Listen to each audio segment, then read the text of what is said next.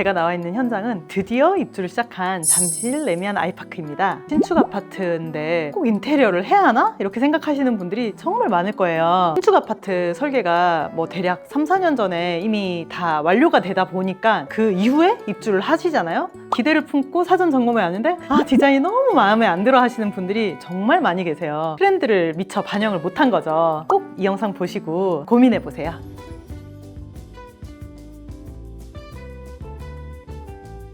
여기가 62평인데 62평형에 비해서는 현관이 그렇게 넓게 나오지가 않았어요. 제 오른쪽에 있는 신발장은 좀 더 깊은 장으로 해서 디귿자 시스템 선반으로 구성되어 있었던 구성인데 수납 효율이 그렇게까지 많이 좋진 않거든요. 이 장을 철거해내고 넓게 보이게 연출을 해봤어요. 왼쪽 장은 좀 포인트를 잡아줬어요. 일반적인 기성 손잡이가 아니고 가구 도어의 그 EP를 활용해서 좀 디자인을 잡아봤어요. 제 끝에 있는 장 하나는 좀 포인트를 넣어줬어요. 주어진 공간에서 대형 평수에 걸맞는 고급스러운 현관을 만들기 위해서 세라믹과 우드와 그리고 포인트 조명을 이용해서 오브제 연출존을 하나 만들어 드렸거든요. 시각적으로 어느 정도 여백이 있으면 고급스러움이 훨씬 더 느껴질 수 있기에 연출존 하나는 꼭 만들라고 권해드리고 싶어요. 그리고 여기 현관 중문은 굉장히 많이 시공을 하고 추천도 드리고 있는데 동작을 감지해서 자동으로 열리는 자동 중문을 설치했어요. 여기가 지금 바로 거실인데요. 고친 부분은 생각보다 많지가 않아요. 신축 아파트다 보니 층고가 꽤 높았거든요. 그럼에도 불구하고 사전 점검 때 왔을 때는 그렇게까지 높다, 뭐 거실이 깔끔하다 이런 느낌을 못 받으셨대요. 이번에 공사를 하면서 바닥은 그대로 살리고 무몰딩, 무걸레바지 시공을 하는 바람에 높던 천장이 그제서야 눈에 들어오기 시작하더라고요. 기존 우물 천장을 그대로 살렸어요. 기존 우물 천장 주변으로 몰딩이 설치가 돼 있었는데 이 몰딩을 제거하고 저희가 무몰딩으로 시공을 했고 실링팬 자리에는 굉장히 커다란 메인 조명이 있었거든요. 근데 그런 조명 하나로만 광원을 확보하면 안 예쁘다고 제가 그랬잖아요. 그래서 대신에 실링팬을 달고 우물천장을 이용해서 간접 조명을 배치를 해줬어요. 전면창에서 이렇게 꺾어져 올 때 딱 여기서 중간에 끊기게 되잖아요. 커튼박스 자체를 이 벽의 길이 그대로 연장을 해서 간접 조명을 쭉 니은자로 다 연출을 해줬어요. 천장에 달려있는 3인치 다운라이트가 굉장히 몇 개 없는데도 불구하고 거실에 충분한 조도가 확보가 돼서 아주 화사한 거실을 연출할 수 있게 되었어요. TV월도 사실은 이 벽이 원래 있던 벽이거든요. 천장에 몰딩, 바닥에 걸레바지를 제거해서 무몰딩 도배를 해서 페인트처럼 깔끔한 그런 모습을 연출했고 기존에 있던 벽 그리고 이 새로 저희가 만드는 벽을 레이어드 시키는 그런 방식으로 공간을 더 좁아 보이게 만들지 않으면서도 오브제 같은 역할을 할 수 있게 간접 조명까지 넣어서 연출했어요. 바닥도 새로 하신 거예요? 이 댁이 대형 평수다 보니까 모두 철거하고 다시 재시공을 했으면은 1,000만 원보다 훨씬 더 넘는 비용이 들 수도 있거든요. 비용도 세이브하지만 환경을 되게 중요하게 생각하는데 최대한 바닥은 살리는 방향으로 했습니다. 여기 보시면 너무 예쁜 조명이 달려있는데 늘 신경 쓰는 부분이 펜던트 하나로만 식탁의 조도를 다 확보하는 게 생각보다 쉽지가 않아요. 사각 매입등을 설치를 해서 충분히 식탁을 비춰주고 펜던트 조명은 조명 겸 오브제 역할을 할 수 있게끔 연출을 했어요.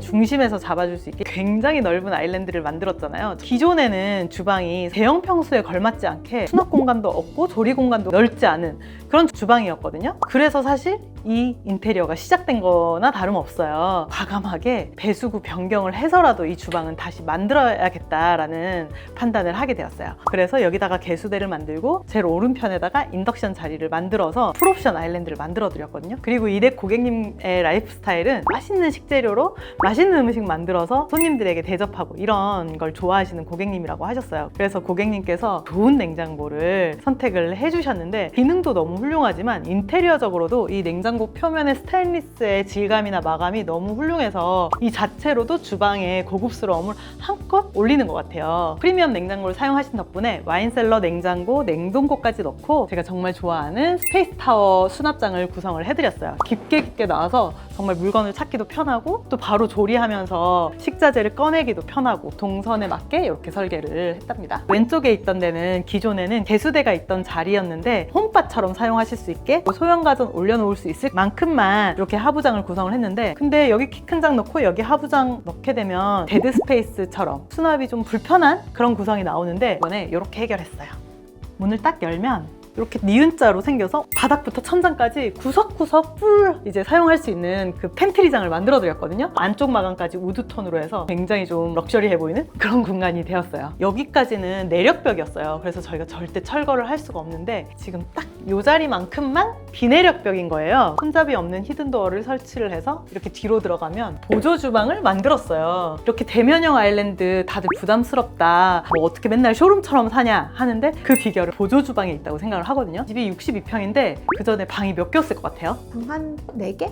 방이 무려 6개나 있었어요. 너무 많은 거 아니에요? 현관이나 주방 거실은 한 40평대 정도의 사이즈로 만들어 놓고 방만 계속 개수를 늘린 것 같은 그런 레이아웃이었거든요. 이 비내력벽을 철거해서 히든도어를 만들고 이 방 자체를 보조 주방으로 꾸민 거죠. 물론 저희가 그러기 위해서 배관 작업은 다시 했어요. 근데 바닥을 교체를 안 했다 그랬잖아요. 배관을 어떻게 끌어와야지 배수도 원활하고 바닥 손상도 최소화시킬 수 있을까를 사전에 검토를 하고 배관 작업을 하고 여기도 부분적으로만 바닥을 깐 거예요. 좀 설비부터 해서 마감재 톤 앤 무드까지 정하는 거에 엄청 꼼꼼하게 신경을 쓰면은 충분히 부분 공사로도 구조 변경과 이 정도 퀄리티를 만들어낼 수 있다는 점을 참고하시면 좋을 것 같아요. 기존에는 작은 방이었다고 했잖아요. 이렇게 벽면을 가득 채우는 커다란 창이 있었어요. 적으로 활용하실 수 있게 인덕션을 창가 쪽으로 배치를 했어요. 외부에서 살짝 이 집이 들여다 보이는 단점이 좀 있었거든요. 자연스럽게 위쪽으로는 공기는 빠지고 어느 정도는 시야를 가릴 수 있게 탑다운 방식의 블라인드를 설치를 했어요. 이 반대쪽은 입주 때 옵션으로 되어 있던 빌트인 냉장고, 김치 냉장고가 있었어요. 기존에 있던 김치 냉장고, 빌트인 냉장고들을 이 보조 주방 쪽으로 배치를 해서 또 다른 하나의 식자재를 보관할 수 있는 공간을 마련을 해드렸고, 또 인출식 선반이 들어가서 간단한 작업이라든지 소형가전 배치할 수 있게끔 구성을 해드렸어요.